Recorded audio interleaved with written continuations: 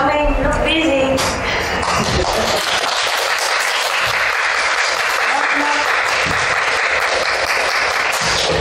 Knock. Who is there? Look busy. Yeah. Everybody okay? Look. I found the same one. Nobody came yesterday? No new one?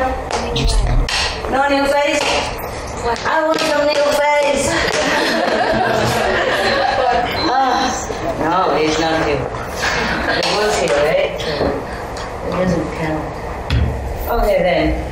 My God.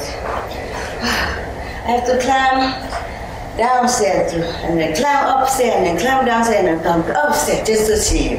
Up and down, just to see you. My God.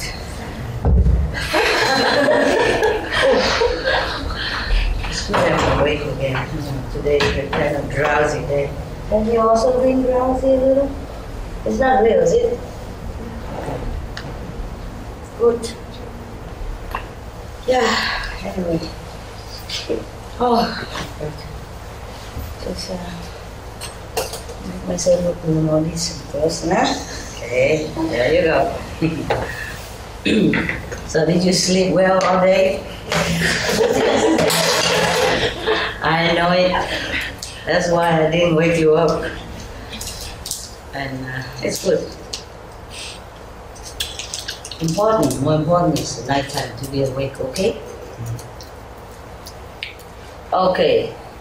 Today I read you a story as promised. My God. Buddhist story. I told you yesterday about one story that I didn't like because the Buddha allowed the monks at that time to eat meat as long as they don't see the animals being killed, as long as they don't hear the animal crying while they're being killed, as long as they know that it's not killed for them. Who else would it be killed for? You know? I guess if they go out and buy it, no? Or somebody buy it for them, then it's not for them, that's being killed. But I guess I didn't like that at all. No. I mean, okay, I allow people for convenient method, yeah, to continue the way they used to live, huh? And then have to be vegetarian at least 10 days per month, huh? Okay. But they are lay people. What I mean is monks, you know, should have compassion, should have a good example, should make good example of love, kindness, compassion, sympathy to all beings. No? Am I wrong? Yes? No. No, are you sure? Not in habit, right? Always master is right. Yes, ma'am, yes, sir. Okay, so even if I have wrong recipe, yes. I got you something. No, it's okay. What I mean is monks should be an example of love. That's why Master Kabir, Kabir, 15th century saint, I think. Who cares? He died already anyway. He gone to heaven, so it doesn't matter which century, but I think it's 15. He made a poem, mocking some monks, this kind of monks. He said, the yogi dyed the color of his clothes instead of his mind. Dyeing his clothes instead of his mind in the color of love. Because they wear pink, saffron, pink, the color of love, yeah? It symbolizes of love, the pink color. They go forth into the forest, leaving all their kins behind. And they grow their bear, they look like a goat, or something like that. Kabir, he's something, yeah? I wouldn't dare say such a thing, but to repeat his poem is harmless, right? It's not right. Yeah, something like that. Yeah. The poem is a little longer, but I don't remember. I don't even remember my own poem. Yeah. When I was younger, child, teenager, I remember everything immediately. I always won competition of quick memories. They give you a long, three, 4 pages of poem, and tell them to read it 3 times and repeat it immediately afterward. Or in the class, whoever the teacher wrote something, a lesson in poem, and then he erased that after a few seconds and asked whoever can memorize it. I always won. And now I forgot everything. I have to keep asking you, what was that? What did I just say to you? Yeah. Everything comes and goes, huh? The Buddha said, if you're born, then you're bound to be old. If you're old, you're bound to be dead someday. And meanwhile, you suffer sickness and all kind of stuff. Huh? So, who am I to be different? Huh? Okay. Is yesterday the record okay? Yes. I mean, with the... Yes. Yeah, because I speak far, sometimes. Okay, this story, I read it before I keep going on and on about everything else again. And then you blame me for whetting your appetite and don't give you the food. This is in one of the Buddhist sutra. I call it something like, I don't know if I translate correctly. Because I translated some from Sanskrit, into Chinese. And from Chinese translated into Vietnamese, And from Vietnamese now I translate into English, so you understand, yeah? You understand the accuracy of everything. Today we have a new camera, man, woman. Congratulations. I forgot. This is magic eye. The 4th eye. Sure. It feels better with this. Do I still look okay? Yeah? It's more scholarly, huh? More like an educated person, huh? Yesterday I became civilized and today I become more educated. Oh my God, what next? This story is about making offering to the Buddha and what kind of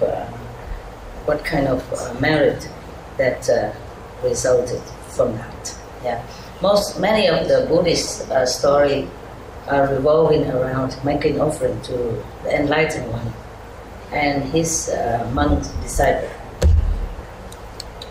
And at that time, sometimes they make offering meat as well.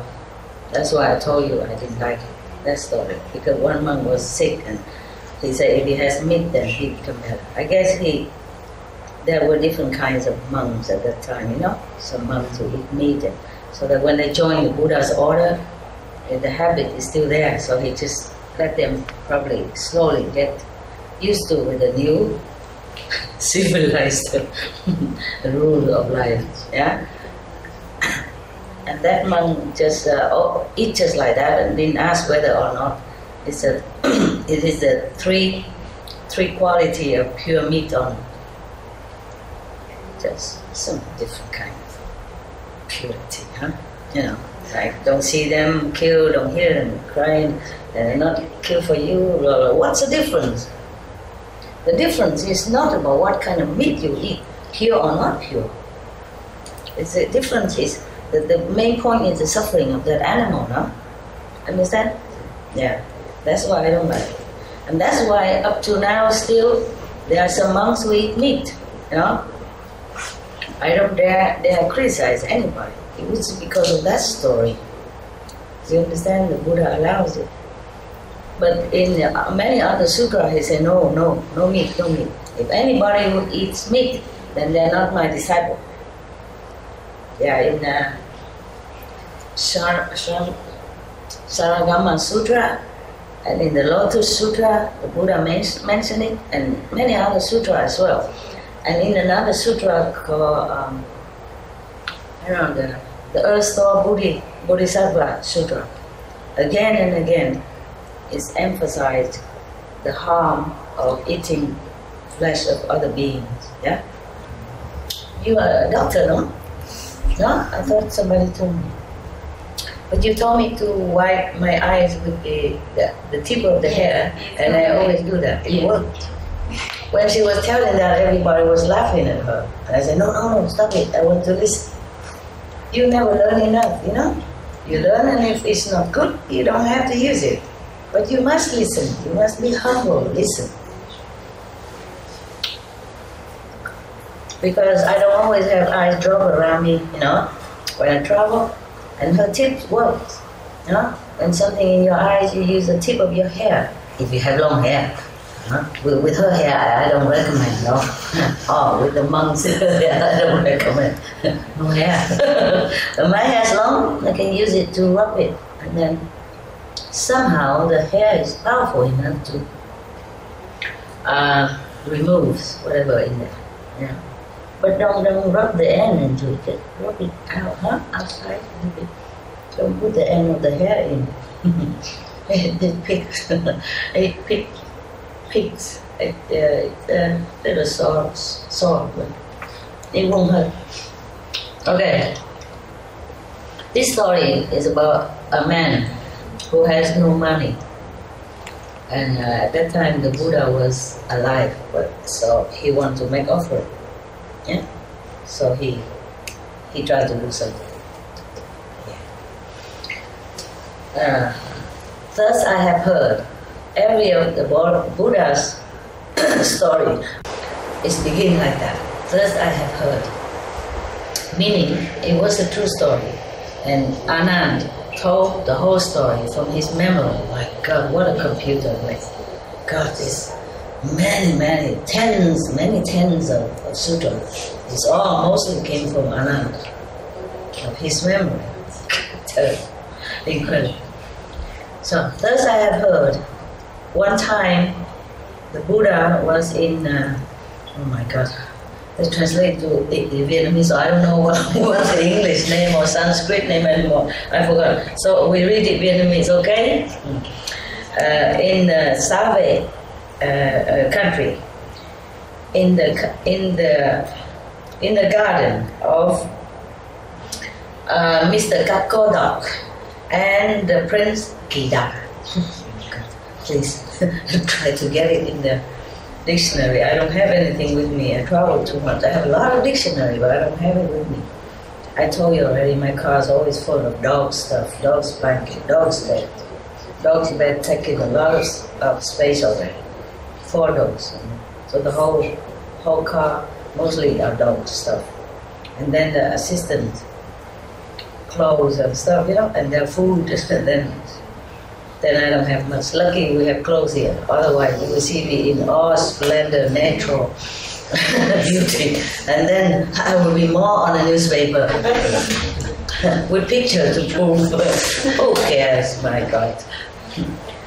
I'm just thinking, what do people care about these things in this world, you know? Whatever they care seems sometimes so meaningless, you know? Just judging from outside, you know, outward action and appearance. In India, many women renunciate. They also don't wear clothes. Truly, winter, summer. They call them maybe Naga monks or nuns. You know, they don't take any clothes. They renounce completely everything, except some simple food, whatever offered to them, just to survive, and the Ganges water. And if they don't, nobody give to them, they're not eating anything. Sometimes for many weeks. They use ash, you know, ash and maybe to put on their body to keep warm. That's it. Women and men. And in India, people don't make fun of them. People don't think they're trying to seduce somebody. No. They revere them very much. They understand. See?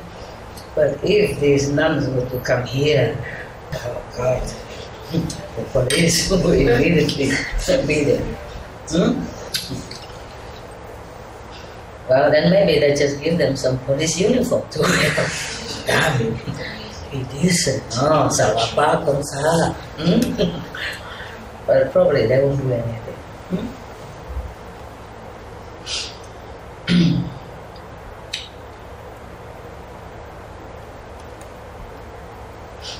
When I was first appear in the public in my mission, I was in America.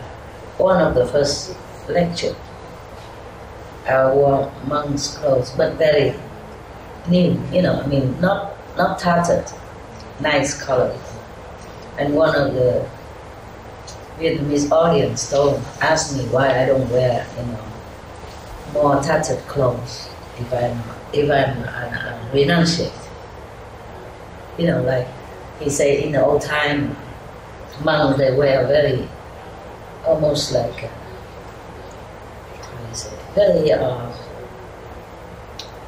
kind of tattered clothes, and not very clean looking, old clothes. Don't look very clean and nice like what I wear. At that time I wear a monk robe.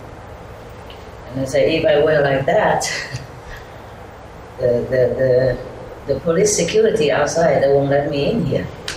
And then you won't be able to see me. And they say, in the old time, the monks and nuns go out and beg for food and all that. And there I sat with flowers offering and fruits offering right in front of me, all clean and washed and beautiful. I say, in America, if I go out begging, they will put me in some homeless quarter, lock me in or something. And they won't let me in here, in this beautiful building that they have arranged for me. I said, I'm invited here. And if people want to make offerings for me, fruit and flowers, then it's good for them. That means they're generous and kind and very courteous. That's good. That means Americans people are good. You should be proud of that. Proud of this courtesy and hospitality, And you will see later, I will share it to everybody. I won't eat all that. I'm kind of caring about this kind of thing. Don't even care or listen to what I say, anything important or not. I care about why I have flowers, I have fruits. Well, he can come and get it, I don't even care. If you do something good to somebody, then that means you're good, Yeah, whether it benefits that person or not. You are the first benefactor, yeah, because everyone see you that you are good, you're good heart, yeah? Silly people. There's no end to whatever question they ask me all the time. That kind of question. I waste my time. Yeah. And then he also asked me that there is a bodhisattva in the old time, monks who always bow, prostrate in front of everybody and say, oh, you are Buddha, you are really a Buddha. I won't dare to offend you, I won't dare to look down upon you. So they call that book, monks, never look down upon anyone. That's his name, so long like that. So he asked me, why don't I do such thing? I forgot what I answered. Maybe you look, Okay, I really forgot. The main point is I want to tell you that people ask all kind of nonsense. You know what I mean? Yeah. If I wear dirty, tattered clothes, suppose the security guard of the gate let me in, suppose, which they won't, I know that. I know that from experience. Then, suppose I come in, then probably somebody would tell me, you are a nun, huh? You should be more hygienically aware. You should wash your clothes, and mend your robe, before you present yourself to us, huh? You don't have respect for us. Now we wear our nice clothes to come and see you, and look at what you wear. You see what I mean? That probably happened like that too. Huh? And if I wear nothing, then wow. We don't want to talk about that.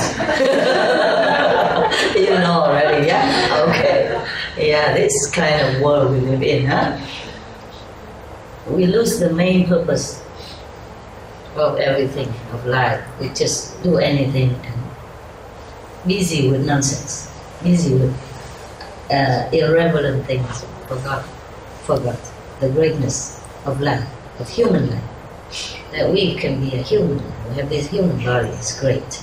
We should appreciate it and use it for good reason, to be enlightened, and to know a greater purpose of life, to know a higher self, to know more, the real powerful self. Greetings. Okay. Okay. At that time, we come back. I'm sorry. The story is short, so I'm trying to lengthen it by all kinds of other things. I don't mind, huh? You don't mind? Or you want to just read it? I can do it.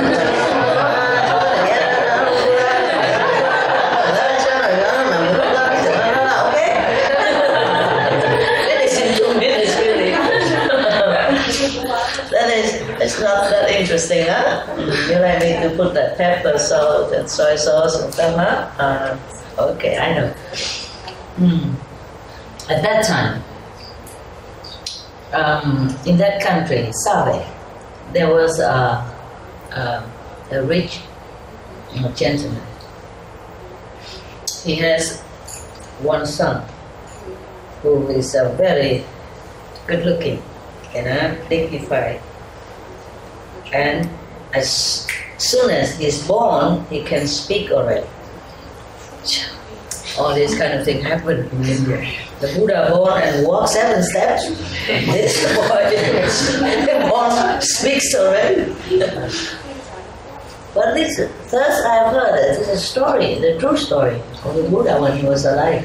Why don't we all move to India, and look for these miracles and stuff? Even there was an Indian boy, a newspaper a long time ago, when he was 8 years old, he said he has his wife, his family, and in so-and-so village, name so-and-so. The house is at such and such street. And then they found it, it's like that, and he has never traveled there.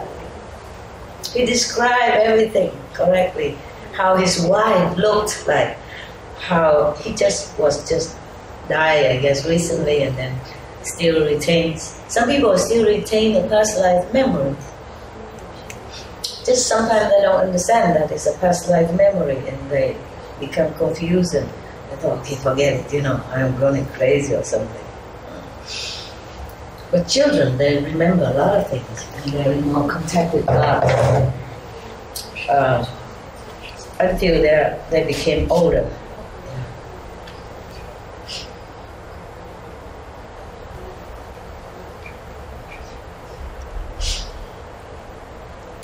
When I was still younger, like maybe, I don't remember, 7, 8 or something, I still see the angel sometimes. Yeah.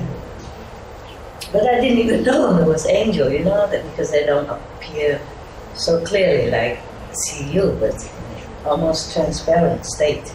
And I didn't even know that. So sometimes when I see that, I say, is that you, Ma? From afar, I thought my mother's coming. And then they disappeared when my mother came in. Yeah, something like that. And I heard a lot of stars that talking. Not talking, but it's kind of communication. And I thought it's normal, I thought everybody heard that. So I never told anybody. I just go outside and look and listen, I feel very, very comfortable when I heard that. Communication also with, not just in silence, but you can hear. I don't know if anybody else hear it. I hear the melodious kind of communication between the stars. So I myself told myself, this is a star song. Myself. Now,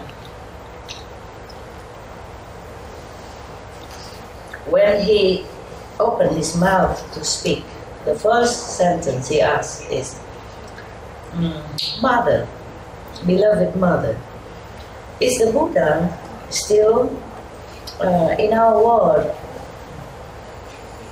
So the mother was very startled. Who wouldn't, huh? You probably fainted for just born a child, after labor, so much pain and then so much joy, and then hear the baby talk like that.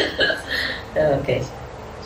So the mother said, "Oh, how can you speak so early? How can you be able to speak so early like this? Who has taught you this? Why you ask about the Buddha?" Yeah, but the Buddha is still here in the world with us. And then the baby asked again, the newborn, huh? Not just baby, but the newborn, the just born, just born baby asked, beloved mother, and Sariputra, this one I know, Sariputra Reverend is, and Ananda Reverend are also still in the world? So the mother said, yes, all these Reverend are still also in the world. And then the whole family heard the just born baby spoke first. Everybody was so excited, and they're talking noisily in the whole house, and believing and not believing, and they're all very confused and very perplexed and very excited. And then the father went to the Buddha's residence, kneeled down in front of the Buddha respectfully with his Mahaprabhu, joined in front of him and asked him,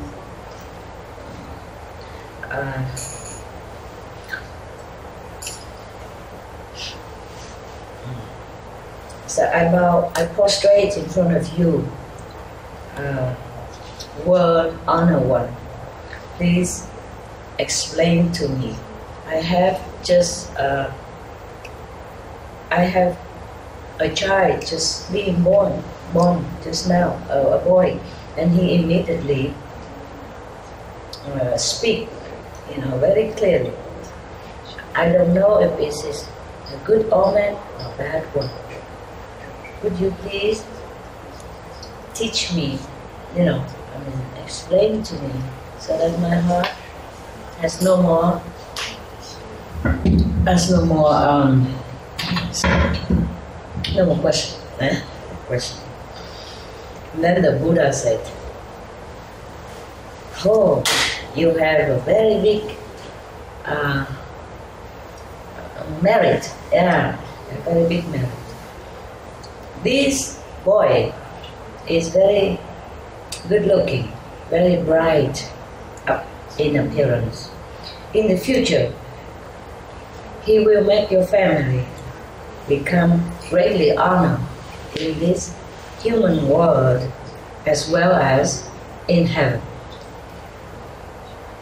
Do not be suspicious or questioning about him. Be peace and take good care of him." Okay, so the rich gentleman was very happy, of course, and then he came back home.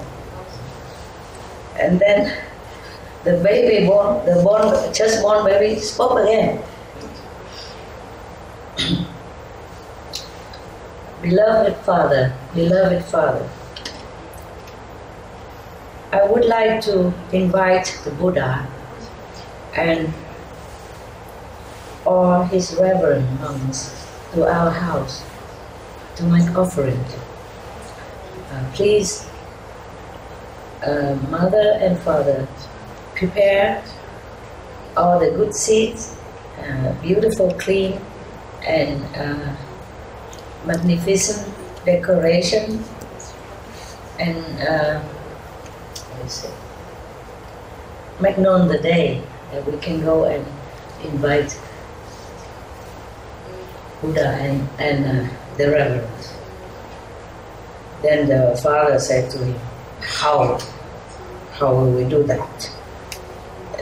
To invite the Buddha and or his reverence monks are not an easy thing to do. You know, it's not like Buddha would come to any houses any time like that, you know, of course.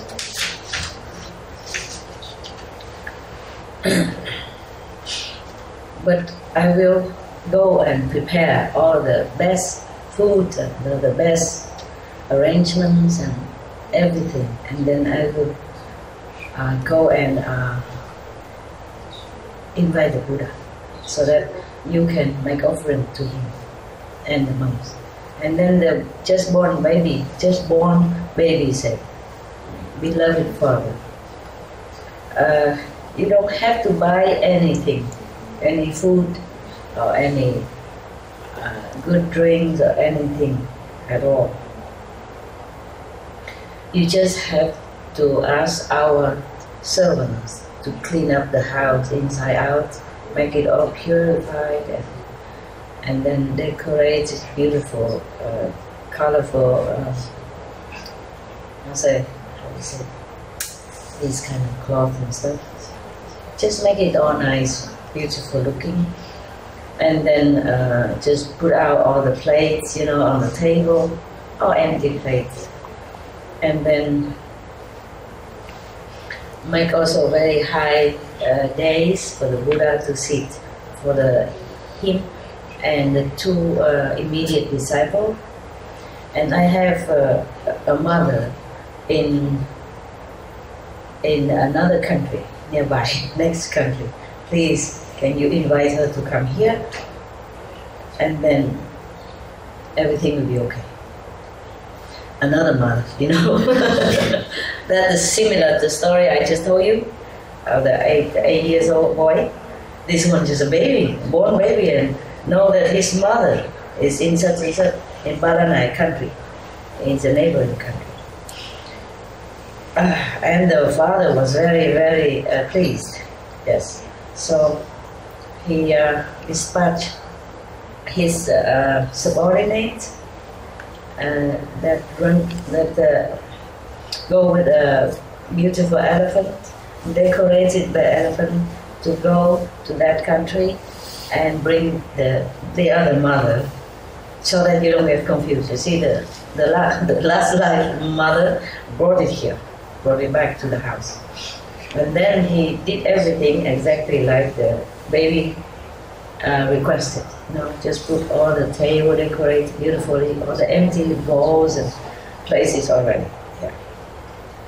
After he prepared all the tables and the plates, empty plates and bowl and all the utensils, then suddenly all the beautiful, rare delicacy, the best that you ever known of or not, all appear by themselves on the table, on the plate, you know.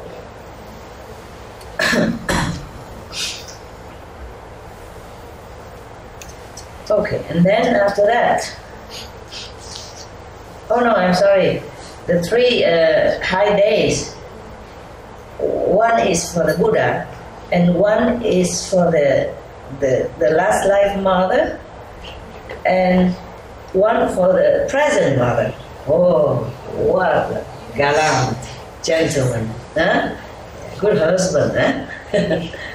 Yeah. So the Buddha sit, you know, in a higher one, and then the two mothers sit on the lower days. Good. He prepared all that already, and then he came and said to the Buddha, blessed Buddha, blessed world honor one.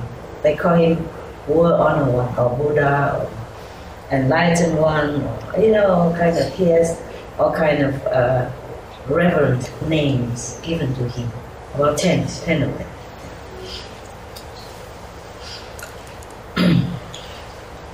Our family are very, very respectful and sincerely invite world honor one and the reverend monks to come to our house for a vegetarian food, thank God, so that we will be blessed with this merit. Okay? So the Buddha said, okay, good. The Buddha said, okay, precious. If you are so sincere and invite us, we will come. Alright, so the father went home, and then the Buddha came, and each one seated wherever already arranged. And then after they have enjoyed the vegetarian preparation, he went to a higher days to lecture, to give lecture, so that everyone will become benefit in the Buddha's blessing. All right. Everybody in that house at that day has been blessed to some degree of enlightenment. The beginner's enlightenment. And then time passed. This boy, this baby born boy, grown up. And then he went to the Buddha and asked for permission to become a monk in his order. And then he was very diligent. After a while, not too long a while, he has attained Arahant position. It's very high, okay? Because seeing such things, he say Anand, kneel down in front of the Buddha and ask the Buddha, prostrate, praise be Buddha. This baby boy, how come? By which merit that he has been born into such a rich family, rich and powerful family, and then also have such a beautiful appearance. Also now even that he attained Arahant level. What is that level? That's a third level, according to, compared to our method of enlightenment. So, could you, World Honor One, please be kind and give us the answer? Yeah. So the Buddha said, Anand, listen, this boy, in the past life, he was in Malanai country. He was also a son of a rich family. After his father died, all the property and the richness has become dwindled until there's nothing left for him. So he became poor. What an impermanent country, huh? An impermanent world. Yes. Even if you are born into a rich family, but if you don't know how to manage the inheritance, then also it will go. Huh? In Vietnam, we say if you just sit and eat, then even mountains will crumble. Okay. At that time, even though he has the opportunity to meet the living Buddha, but he has nothing to offer anymore. So he was very, very sad all the time. No wonder when he was born, he asked immediately, is Buddha still alive? He met him before. Yeah, just a few months ago, I guess, before he was born. Huh? Yeah. So he still remember, you know. That's why the first thing he asked is the Buddha still alive? Mother, is the Buddha still alive? Is Sariputra Reverend still alive? Is Anand Reverend still alive? Wow. Okay, so one time, and then one day, he thought about an idea, so he went to become a servant of a family in 1 year, for 1 year. And after 1 year, he asked the boss, you know, for one piece of gold. Yeah. What is that? Maybe just a small, you know, small piece. It's not 1 kilogram. They use different names here. I am not acquainted with all this measurement of jewelry. I know about it, but I never know how much it is, you know, like 1 ounce, 2 ounce, 3 kilo, what. I just know 1 kilogram of gold, then I know. But lang, I don't know, maybe a part of 1 kilogram, yeah, maybe everything. Maybe a couple of ounces of gold. And the boss asked him, oh, you want to marry or something? That's why you asked for gold? And the boy said, no, sir. Then why you ask for gold? You live in here, you eat in my house, you have clothes, you have a place to live, you don't need gold. Why you ask for it? So he said, sir, I would like to take this gold to go out and buy some food and nice fruit and every good thing that I can to make offering to the Buddha and the monks.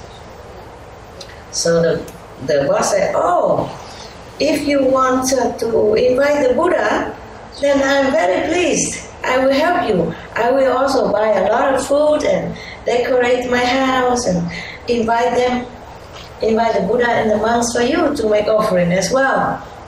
Would you like that? He said, oh yes, of course. This I added on. Because look, it is not here. Sorry, I have to be honest, you know, it's not written here. But of course, wouldn't you, huh? Wouldn't you say, I would like that, huh? Thank you, sir, huh? Okay. Yeah, he did say that. Oh, that is precious. That is very kind of you. If you and Madame has such a generous heart and help me like that, it is immeasurable merit.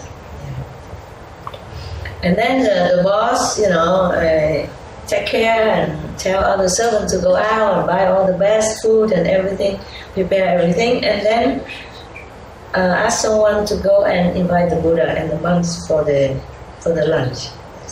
The Buddha at that time don't eat after lunch. The monks also don't eat after lunch. That was the law at that time for monks and nuns. Monks in India. Nuns came after. There was no nuns before that. They don't allow women to become in the assembly of the renunciate. They worry the temptation, maybe. I guess. Sit far away a little bit, okay, huh? We don't have monks here, but we have men. Just joke. Okay. And then the Buddha and the monks came and accept the offering, of course, and they had lunch. And then after that, after Buddha told everything up to here, and then he reminded the Buddha and the Anand that Anand, the poor boy who has became a servant to have financial ability to make offering to the Buddha and the monks, just one lunch. After that, and this is this one now. This is the one that attained Arahant. This is the same boy, yes. Because he was so sincere in his heart to make an offering, you know, really sincere and reverent. Therefore, after he died, he became a son of this rich and powerful family. And then because of that, he attained arahant level so quickly. Yes. And then from now on, humans and heavenly beings will continue to make offering to him. After the Buddha told the assembly this story, everyone was so happy, pleased, and their faith has multiplied. And they believe that making offering will bring immeasurable merit. Okay, that's that. Finished.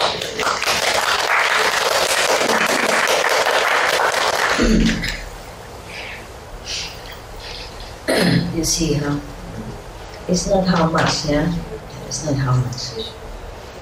Because 1 year working, probably he earns, if he live in the house and have food and everything already, then probably he earned at that time would maybe 2,000 euro, huh? For a year, something like that, huh? And for that, he probably cannot buy that much, you know. But because he's so good, the boss also helped him. It's not about how much, you know. Even in the Bible, I remember the story of an old woman, you know, who came and gave only 2 cents offering. And Jesus said to them that 2 cents or $2 was more than all of these rich people that have offered before. I remember something like that. Okay, you good? You happy, yeah? Yes. There are many other stories, but I make it short, a similar story, okay? Like another person, some miraculous story.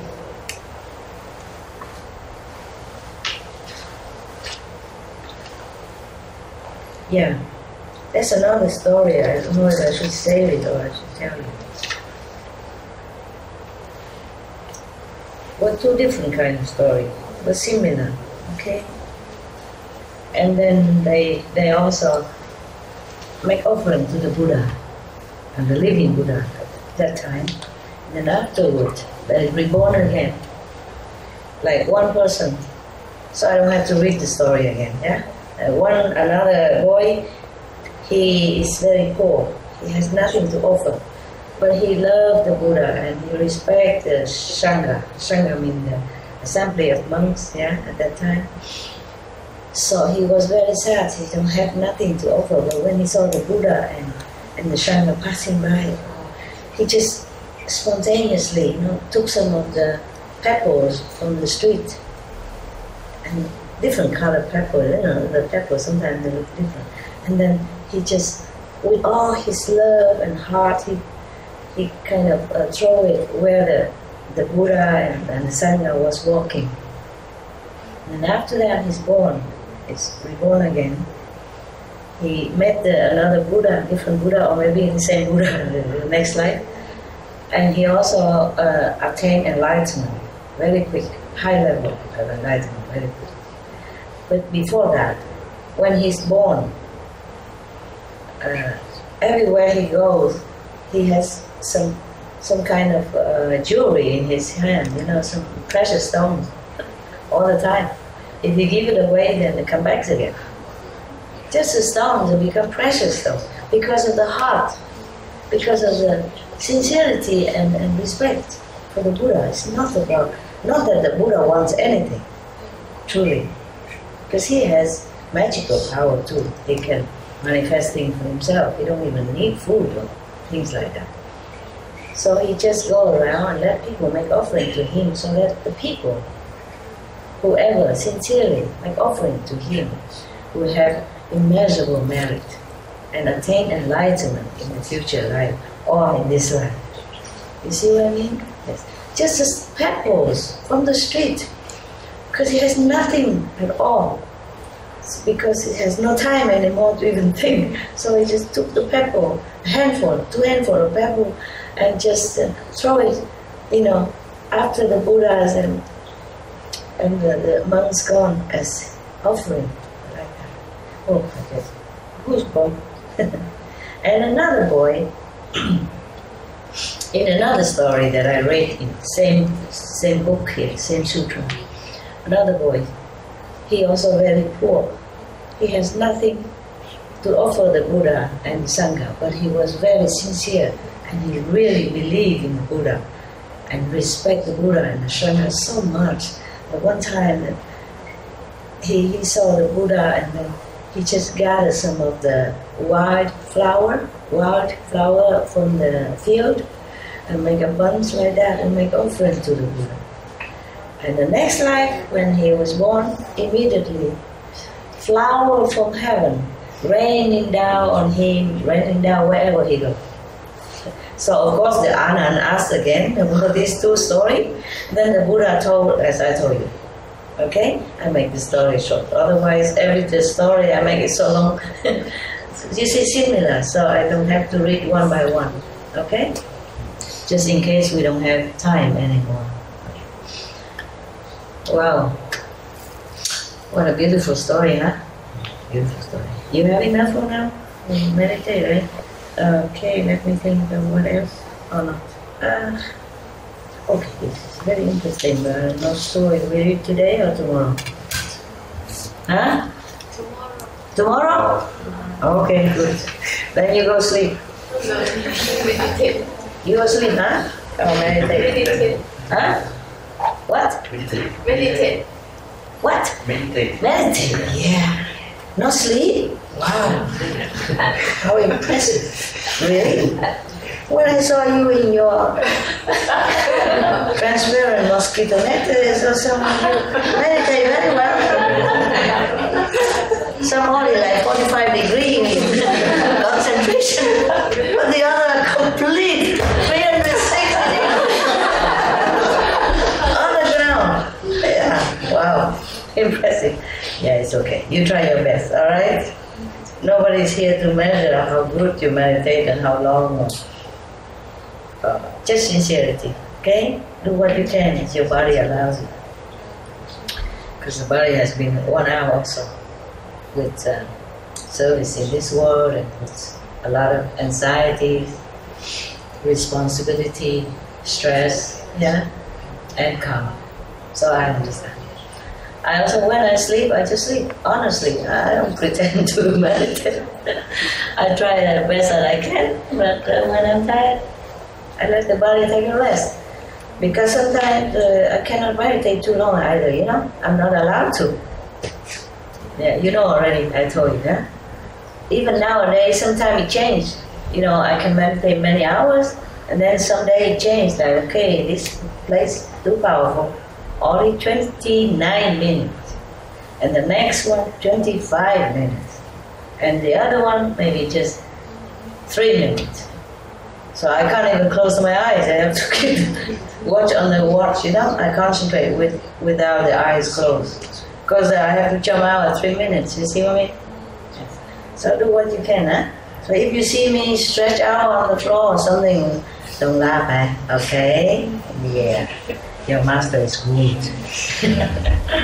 This is good in some way, no? Yeah? Or not? What do you think? Good, huh? Okay. Even if I don't meditate here with you, I meditate nearby, yeah? Okay? So we meditate all the time, yeah? Even when you don't sit, you think of meditation, then it's fine. All right? I go home now.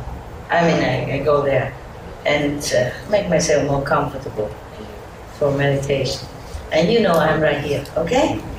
You know that, okay? I don't have to sit here, no? Do I? No.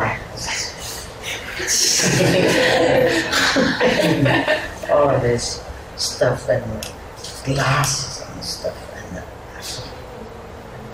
and the aircon, Yeah. You need the aircon. It's good. Just that I don't feel too good with the aircon. This for me, right? Okay. Thank you. Alright, huh? See you. Have a very good meditation. And remember, I love you. Honest to God. Okay. You know that, don't you? Yeah?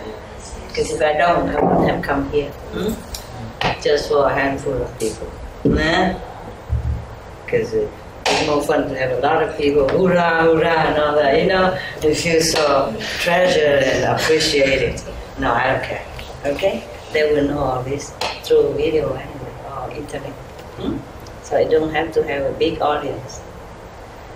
Of course, they want that, but I don't know. I just do it now spontaneously, naturally. Whoever comes is good.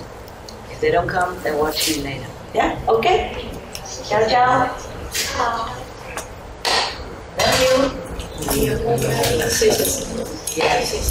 Yeah. Thank you. Thank you. Yeah. You sleep well, huh? I talk like song, huh? Yeah. Okay. 一个人下去，一个人就没关系，我有这个，我就跟你说，你先走出去，转过来走，不用看。你走上去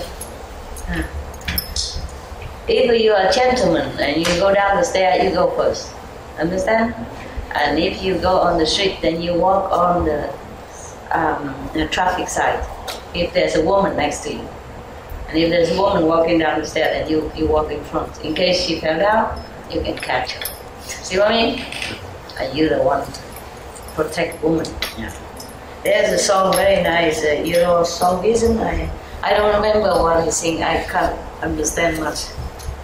Just like, we are the heroes of our time. Yes. You are the heroes of our time. Of your time. Because you try so hard to be good. Thank you. Thank you.